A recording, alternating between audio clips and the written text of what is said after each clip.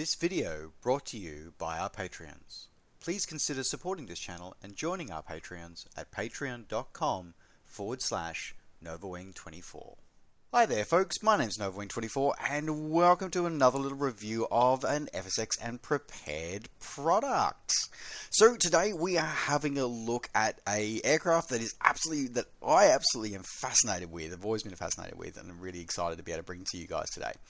So we are here reviewing the FMA IA58 Pucará, as released to us from Aeroplane Heaven very recently, and this is the first in a new range, a new lineup of products from Aeroplane Heaven called the CtrlEzy range. So it's going to be an interesting review, this one, because not only is this a very novel aircraft, and an aircraft that I think has been, quite frankly, I'm surprised has not been covered by the flight sim community up until now, but it's also an interesting insight into what Aeroplane Heaven's plans are for this range. So yeah, it's going to be an interesting little journey today.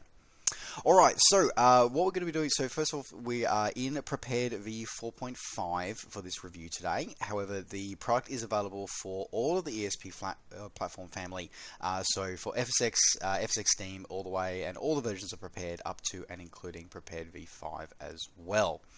So in terms of the review format, we're going to go pretty traditional here. We're going to go through, have a look at our externals. We're going to go through, have a look at the cockpit, which is going to be really interesting. We're going to go through a startup, and then we are going to go do our test flights, get into the air, and go for a bit of a fly, and then bring it in for a landing as we do our final thoughts. Alright, so let's start, as I said, with the external model. The external model is... it's really good. Like it's a really good model. As well as that, this is for those, as I said, this is Prepared V 4.4, and for 4.4, sorry, this is Prepared V 4.5 we're in. But for Prepared V 4.4 and above users, the texture sets are fully compliant with full PBR as well. So it's not as obvious here on this particular livery. Here in this particular lighting sets, but it is a full set of PBR texturing, and as I said, like you do sort of get that feel coming off some of that sun reflection there, but it is really well done, and probably sort of a bit more obvious there coming in off the silver of the turbo prop power plants there. So I said the external model is really well done. They've got to cut a lot of the finer details done really well as well. Like for example, the armament, the cannon armament of this aircraft. So this aircraft is it's really interesting actually. Like if you look at the design, it's very much reminiscent of some sort of World War II design. So that sort of very narrow sort of fuselage look there. And in terms of its weapon armament as well, it's got a lot in common with sort of World War II aircraft in the fact that it has 4 7.62mm machine guns located sort of 2 on each side of the cockpit, and then it also has twin sort of 2 20mm cannons just underneath the cockpit as well. So it's very much got it feels in many ways sort of like this interesting sort of hark back to a legacy of a time of a very different aerial combat. Now, in terms of its role, you probably noticed there as well, we've got this sort of very heavy-duty landing gear on this aircraft as well, and that's in part to do with what this aircraft is designed to do. So this aircraft is a close air support aircraft, much in much the sort of way that the A-10 Republic A-10 Thunderbolt 2 for the US forces are, or the Su-25 Frogfoot for the Warsaw Pact forces are. It's designed for close air support and air-to-ground operations, and also probably more in the South American market, but or South American conflicts, but also in many sort of regional conflicts now in the world, is that it's designed for counterinsurgency as well. So actually providing close air support to ground forces, to friendly ground forces against potential sort of guerrilla style warfare. So it's designed to essentially be very tough and be able to fly very slow, very low, very slow, but still be able to survive quite a bit of punishment. And it's a very heavily armored aircraft as well. Indeed, the name Pucará itself is actually Quechua for fortress. Is the actual name of the aircraft itself is fortress. And the particular livery, or the color scheme that we're looking at on this one here, is as they appeared during the 1982 Falklands War, when Argentina invaded the Falkland Islands, and when some of them would actually operate from those disputed islands during that conflict. Alright, so that's enough of admiring the beautiful high quality of the external model. Now we need to jump in to the office.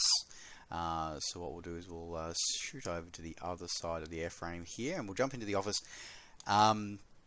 Now, before we jump into the office, I just wanted to show the office from outside the aircraft, because I think we need to do that. So let's have a look at the office from outside the aircraft. So I said it is a dual control aircraft. So the aircraft can be controlled in the real aircraft can be controlled from front or rear cockpits, and the pilots and observer will both sit on Martin Baker ejection seats. So everything's modeled here. Nice, all good. Now let's actually step into the office and have a look. Alright, so here we are in the office of the Pucará. Now, first glance, this looks pretty good. First thing I do want to show off, because I actually think this is really, really cool actually. So as part of the DWP up here, they've actually got a couple of buttons here to actually be able to add and remove the pilot. So you may have noticed in our external view we didn't have the pilots there. We can actually sort of click here to add a pilot and co-pilot figures. So if we were to have a look at external view now, when we take off, we'll see some external views later. You'll actually see both the pilot and co-pilot back in their seats. So that's a nice, neat little way of being able to control that. So as I said, did want to show it off. That's cool. All right. So cockpit, fairly basic. It's from what I can tell, a fairly accurate representation of the cockpit. So that's fine. That's good. However, that I have a problem with. So rightly or wrongly,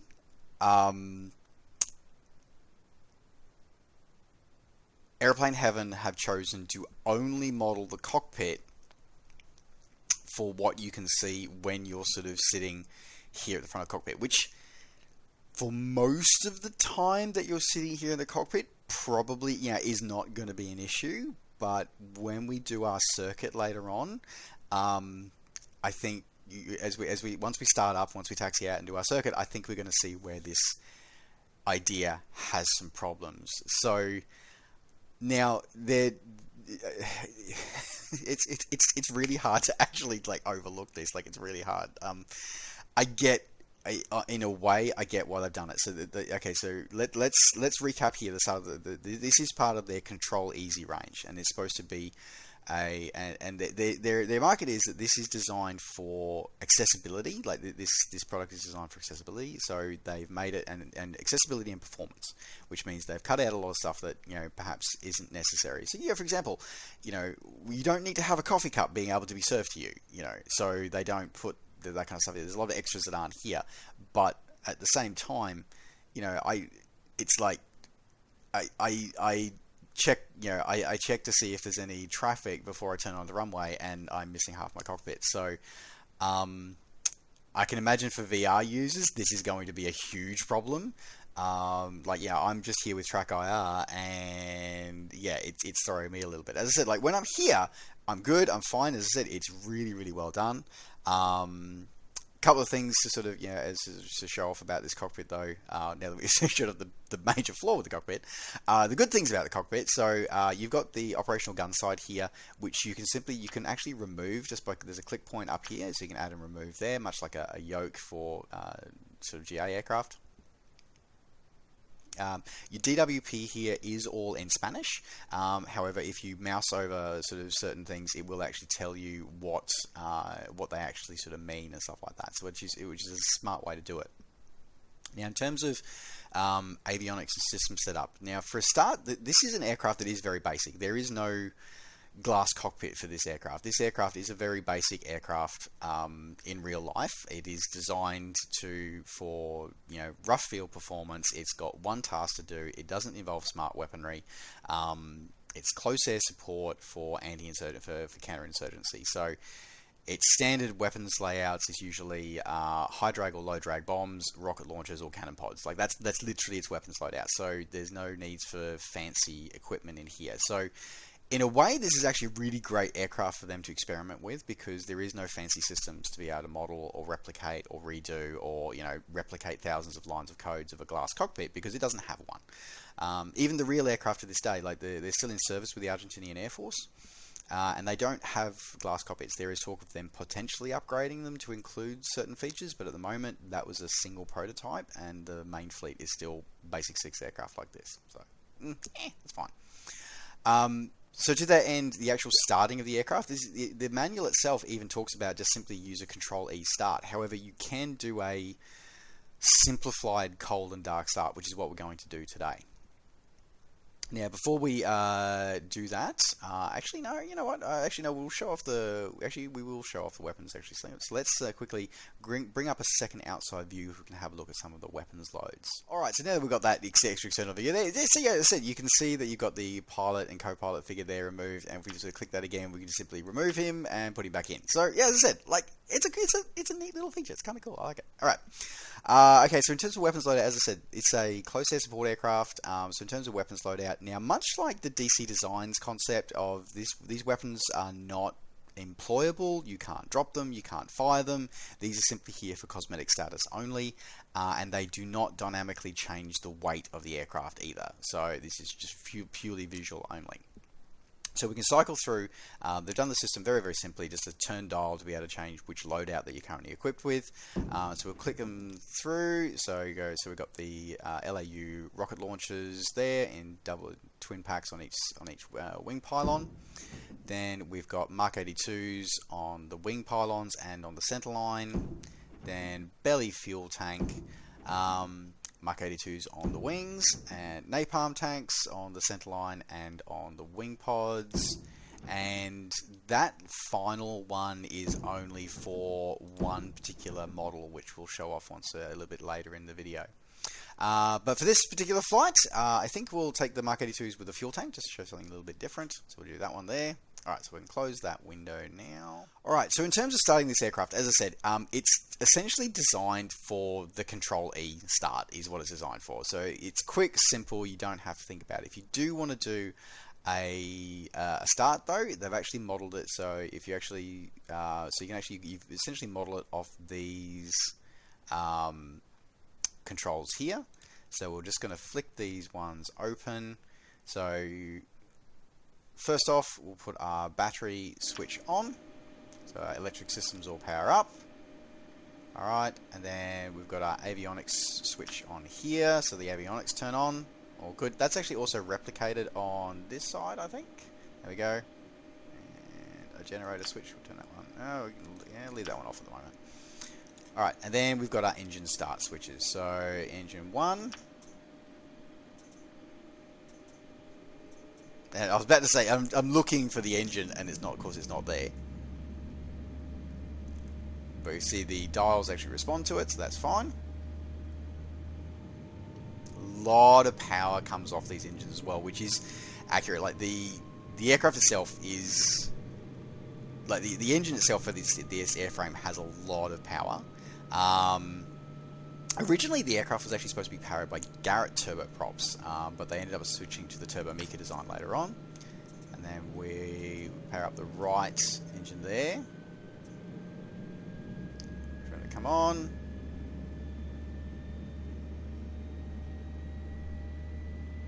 You can just feel the aircraft just straining against the parking brakes at the moment.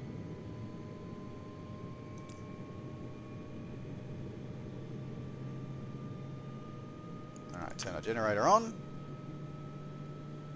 Okay, so just do the low torque warning on the turboprop engines because we've got our throttle still sitting at idle on the ground. So I said it's fairly simple, fairly basic. There's no complicated start procedures. There's no sort of gotchas on terms of starting these turboprop engines. It's just simply click and go. That's kind of about it. Now we've got our lighting switch panels over here on the left, so we'll just power up our lights. Probably should have turned them on before. No, we don't need our landing lights on at the moment. Okay, and in terms of other internal lighting, we've got an instrument panel switch here, which you won't see during the night, and then the intensity level on this side. The grade, like the adjustment or level of the intensity, does not work in the FSX version, just for those who are aware. Final thing to show off probably in the control panel here is this one, where you simply, if you happen to run out of fuel, click here and it will automatically refill all of your fuel tanks. It doesn't matter where you are. So as I said, system-wise, this is very much not going for the study level market. This is very much going for the we want to, if you just want to get in and fly, which is it's going for the you want to fly an exotic type, or you want to fly something that fascinates you and interests you, but you don't want to go through a 12-week conversion course, and that's fine. I think that is a perfectly acceptable goal to have. Alright, so now that we're started up here, we're going to taxi, and then we're going to take off. We're going to do some flights, test her out in the flight, show off a couple of other things, and then we are going to do some circuits. Now, we probably should also close our canopy before we do that as well. Our canopy done. Alright, let's brakes off and let's taxi out.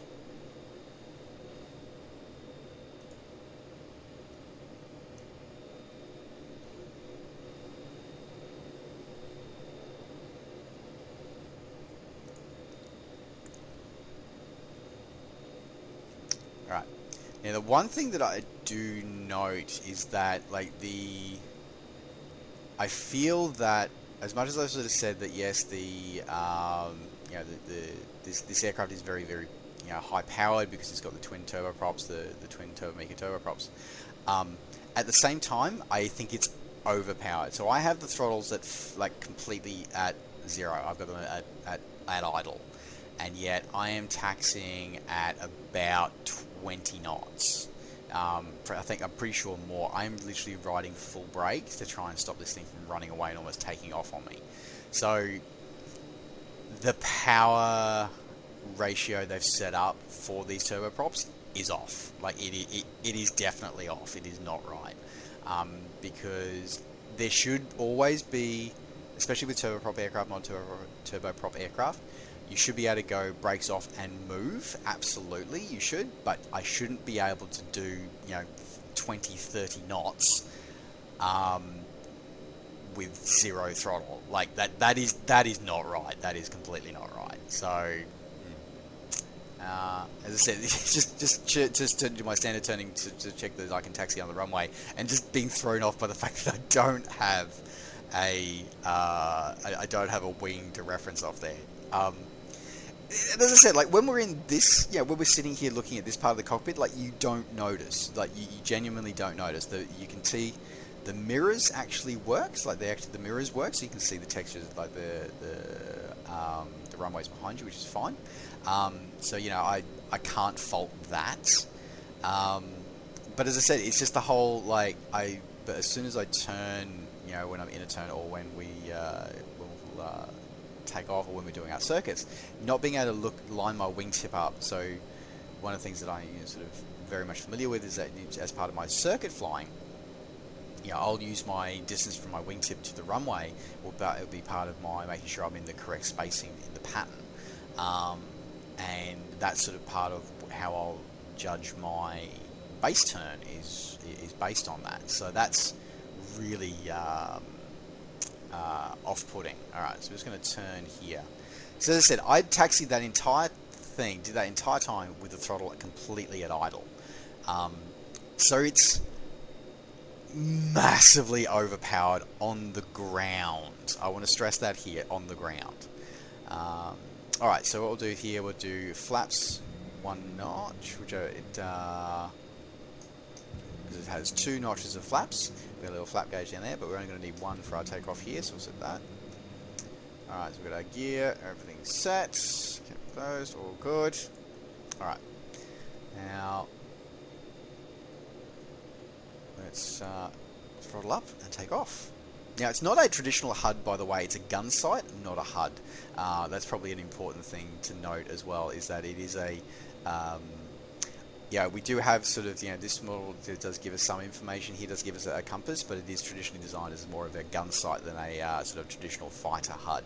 But we're just going to turn that off for now. Alright. Ready for departure.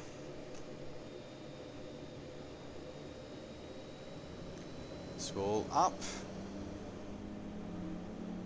Brakes off. Now, in terms of the torque, like, it's very balanced and it rolls cleanly from the takeoff.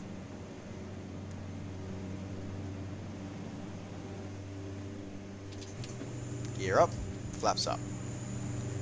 She just leaps into the air. The ding there as well, that doesn't seem right. And it's just even there, just looking there, I can see my nav light there, and that just it just drives me nuts. Oh. Okay, so in terms of in-air performance, she's overpowered. Like, just even from that takeoff roll, that climb out just there, she is way overpowered. Like, we're already hitting, you know, we're shooting through the time here, through the altitude and the airspeed, and it's the aircraft's overpowered, just straight up. This aircraft is overpowered as it currently exists at the moment.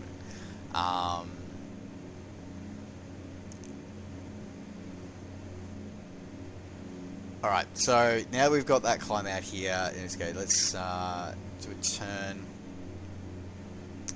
We're currently actually flying in Argentina on the Terrio de Fuego, down the bottom tip of Argentina.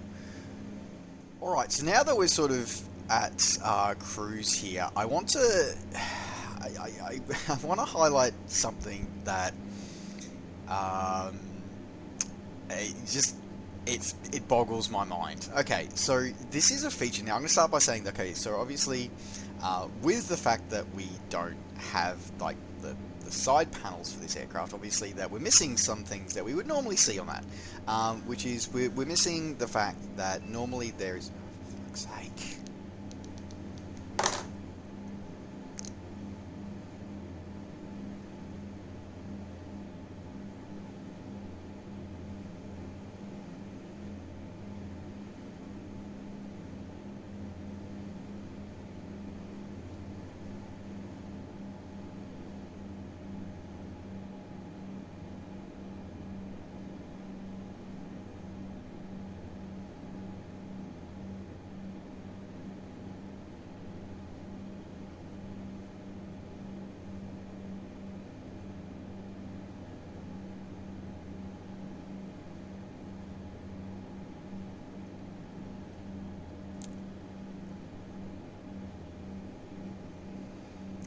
Alright, so now that we're sort of at a cruise, I want to show off something that it concerns me. Okay, so obviously with a slimmed down cockpit like we currently have with no side panels, we're obviously missing certain things that you would expect to have, like such as autopilots. Now this aircraft has a basic auto, you know, it should have an autopilot, you know, at least a basic one. And you also should, you know, you also need to be able to have your radio comms. Now, we can see, you know, based off the basic 6 here that we have, you know, we've got HSI with VOR words to be able to, and glide slope indicator to show that we can get radio comms, so radio navigation frequencies. And obviously, we need to be able to do radio communications as well. But none of that information is here, because that would normally be sitting there on that side panel. So anyway, moving on.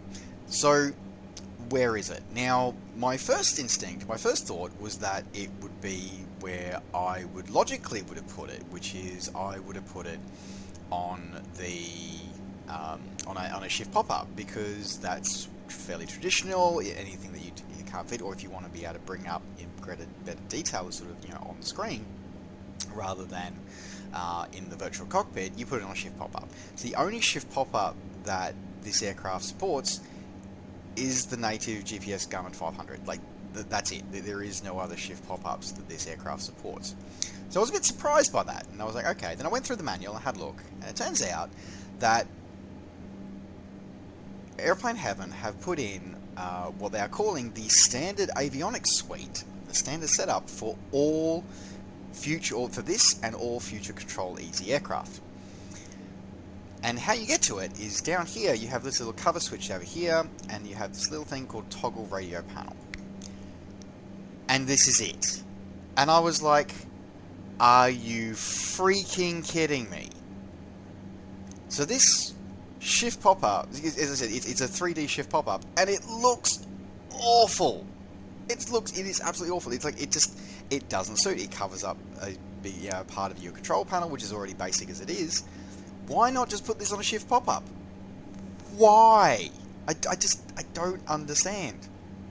Now, to cap it off as well, okay, so alright, let's go through here. So we've got our ADF, so for our NDB navigation, okay, that's fine. We've got our, we've got our nav radio here. So we don't actually have comm radios, by the way.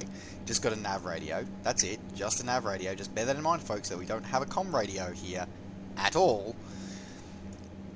Now, we've got autopilot switches across here. Okay, so we've got a nav hold, altitude hold, heading hold, and we've got a nav GPS selector switch. What's missing from a basic autopilot?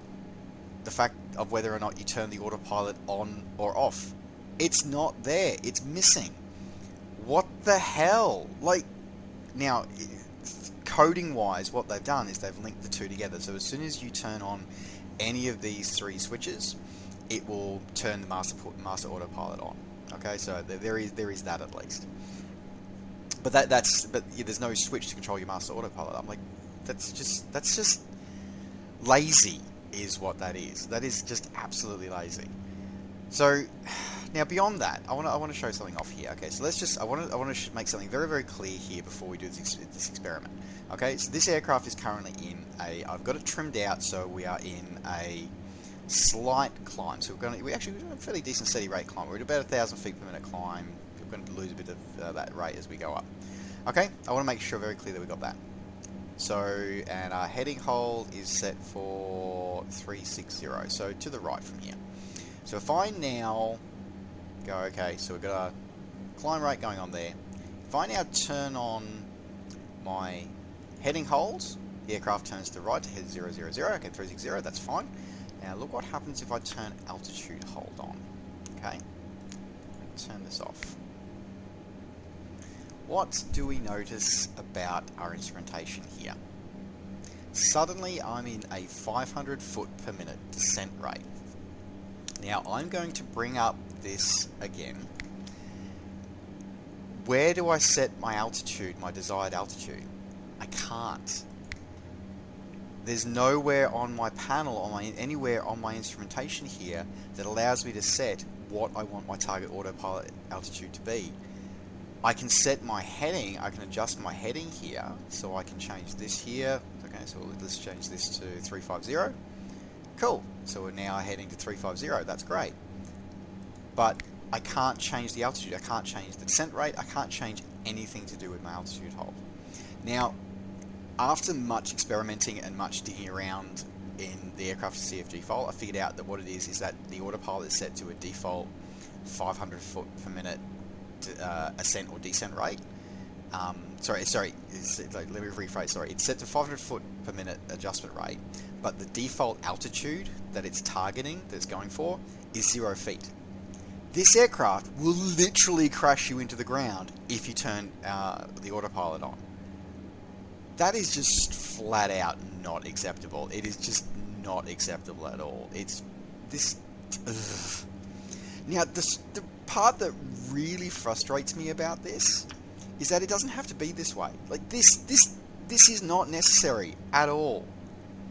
You can literally put together in less than a minute. You can put together a 2D shift pop-up panel built out of core materials that is available in the core prepared sim and core FSX sim as well, by the way, that will allow you to have a shift pop-up that has altitude control, heading control, GPS nav, VOR, nav locks, GPS hold, the whole 9 yards can be built in less than a minute. Okay, alright, maybe not less than a minute, but in less than 5 minutes you can do it. I have coding that I used to inject and put into aircraft that maybe either didn't have an autopilot or ones where I didn't like the autopilot and I wanted to make something just a bit easy for myself, I have that code. So this is fixable, but it's just lazy is what it is, and it's really frustrating. So that's just so annoying. It's like, why? Like, you've already, you know, you've skimped on the 3D model elsewhere. Why did you do this half-assed 3D model here for an autopilot navigation system that doesn't even work properly? Why? Why? Anyway, okay, alright, now that I've ended about that, let's go and have a look at the outside 3D model now that we are in flight. So here we are outside the aircraft as we have a look at it in the externals, and we can see it in the air, so we have probably a better look at the underside of the aircraft. As I said, like, the aircraft itself looks, from the outside, they've done a great job. It looks great. Like, the texturing is done really, really well. The modelling is highly detailed. It's, you know, picked up almost pretty much every rivet line, every rivet and every rivet line is present. And it looks the part. The animations of the pilots are great. It's got as I said, the detail on the engines is perfect. It looks the part. The modelling on the weapon systems, yeah, although they're not active, I said it looks great, and it looks the part. But as we're seeing from the cockpit, just that cockpit just lets it down so much. Like, I'm looking at this and going, this is great, but I don't spend my time inside the aircraft. I don't spend my time outside the aircraft. I spend my time inside the aircraft, and that is killing me. So there you go. All right, so we'll just go down below here. We'll have a look underneath, and it's like beautiful amount of detail coming through here. Very well textured and detailed underneath the airframe as well. So a bit more detail on that model. All coming through. So it looks great and it feels great. Sorry, it doesn't feel great, but it looks the part. It definitely looks the part.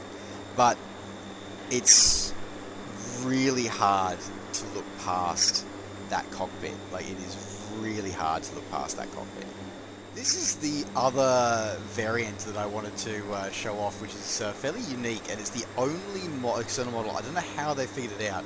They've done it a way so that only this particular variant can actually make the Mark 13 torpedo appear on the centerline there. And this was a experimental modification to the Pucará, nicknamed the Torpedo, which would carry a single Mark 13 torpedo to give the Fuerza Aérea Argentina a anti-ship capability during the Falklands War. It was studied.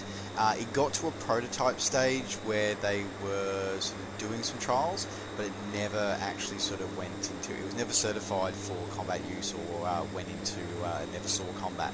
But it makes an interesting little look into what could have been with this view here. As I said, again, none of these weapons are deployable or useful, but it's just an interesting sort of insight to a single variant here, which is kind of cool. Alright, so we're just about to, we're just entering the pattern here, just doing our brakes into downwind, and everything else.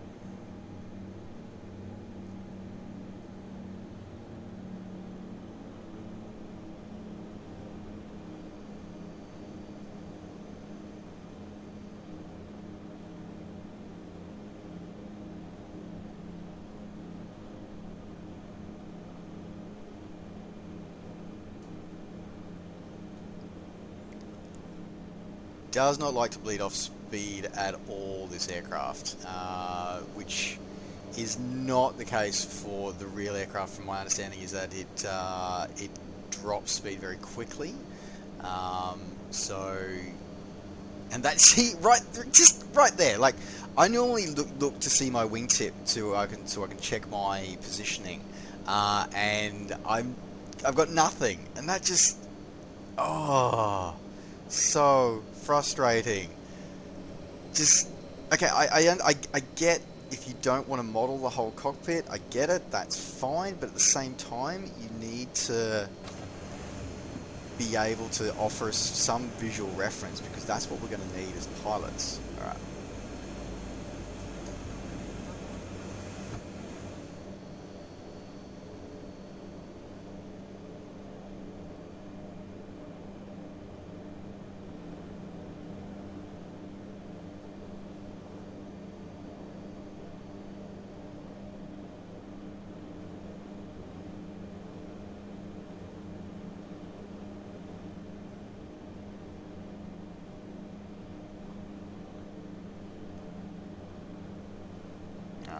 turning circle definitely does not feel right. It feels too wide, the turning circle for this airframe.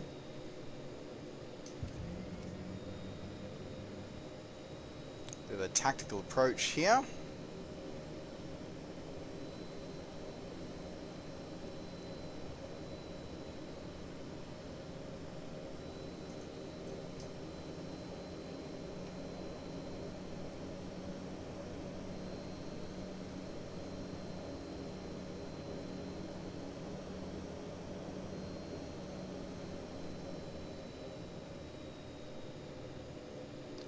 Throttle back.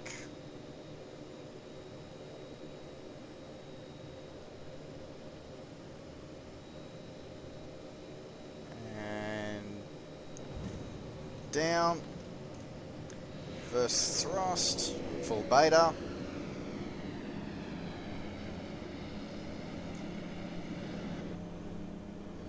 There we go, and we're down. But as I said, like we're already, and same as we saw when we started up and we taxied out, is that as soon, no, I'm just at idle, and I'm I'm doing 40 knots, and I'm at idle. This is, it's just,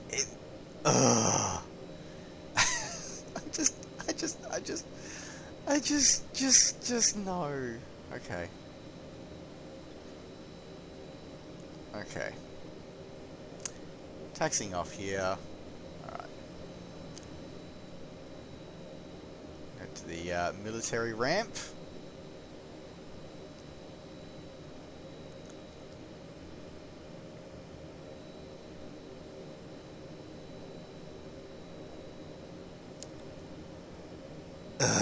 It's like, as I said, I'm just complete idle. I'm feet off the brakes, and I'm doing 40 knots. That's not right. That's just straight up not right. Okay. Taxi here. We'll shut down by the fuel stop. Okay. Okay. We're not gonna park at the fuel. We're gonna turn. We're gonna park just beside the fuel.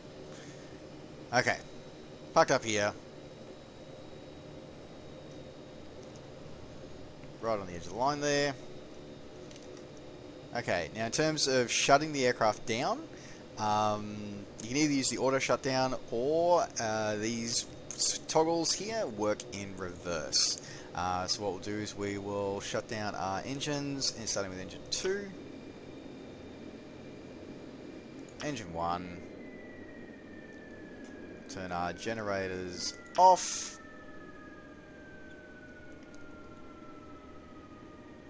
Avionics master is off.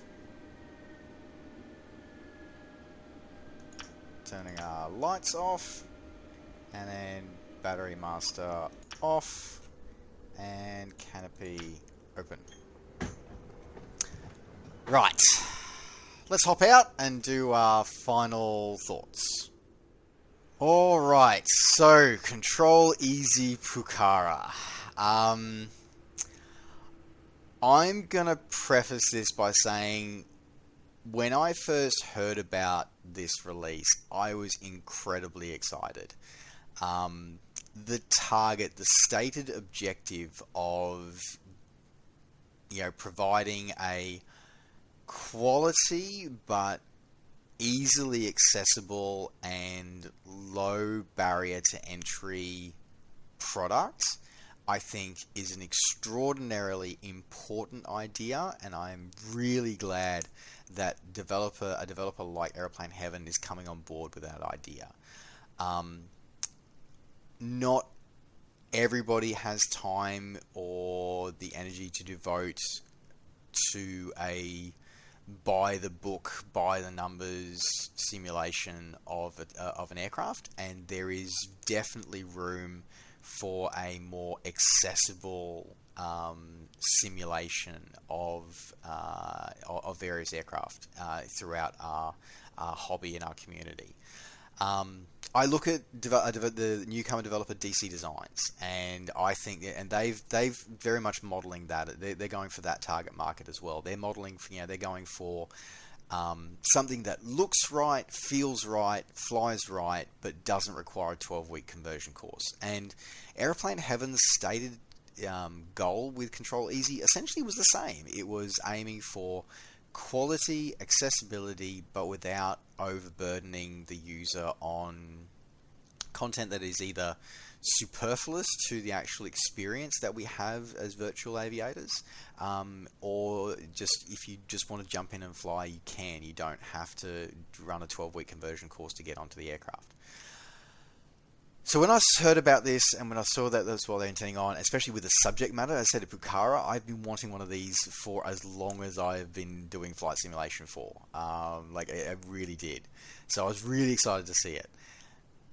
And when they announced the price point, I was like, they've got it absolutely spot on. That's a perfect price point. You know, $20 US for this aircraft is going to be combined. You know, it's accessible aircraft, really high quality 3D model. It was almost like this is perfect. And then I got into it, it sounds like the old adage of judging a book by its cover. And the reality is that's exactly what you do here, is that the cover of this book looks amazing. Like, again, the 3D model that we're looking at here as we're circling around here as we're having this conversation here, it's great. Beautiful, high quality textures, great implementation of PBR for 4.4 and V5 users. Incredibly accurate 3D model, lots and lots of detail in there. But the cockpit and the flight model, just, I get that you're going for that, you know, okay, so yes, when you're in the cockpit, you spend most of the time looking at the forward view, so you don't necessarily need to model, you didn't model the rear cockpit, that's fine, but not modeling the side panels, not modeling my wingtip view, so when I'm doing an over-the-shoulder check on my spacing for my downwind, like, what? Like, I look down at my instrumentation at my landing gear lever and I see the ground. Like, that's just, no. Even if you had the rest of that front cockpit modeled but just not functional, that would be fine. That would 100% be fine.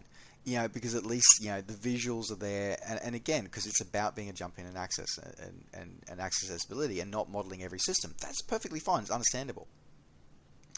And then to on top of that, then implement a half-assed implementation of an autopilot system that you're saying is going to, you know, that the developer Aeroplane Heaven is saying this is going to be standard across all CtrlEzy aircraft, and the next one they've announced is going to be an F-14 Tomcat. Like, what the hell? No, that is completely useless. You can build a better 2D panel using default gauges in Prepared, and as I said, I have done that and inserted that into many aircraft over the years. It's an incredibly simple process. It's just that's unforgivable. That is absolutely unforgivable. To have the altitude hold default to 0 feet and not have you be able to change it, again, unforgivable. It's just, I really, really wanted to recommend this aircraft. I really did. I picked it up. I bought it as soon as it came out, wanting it to be a success.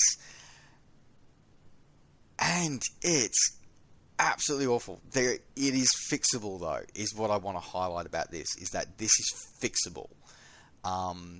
The fixes that you could make to the avionics, they could be implemented in hours. Okay, if you're doing it, if you just ditch that stupid 3D pop-up and just switch to a 2D pop-up, you could fix this in a few hours. It's done. And that's fully usable, and that'd be and as far as I'm concerned, that actually would be perfectly acceptable. I think that they also really need to fix that cockpit.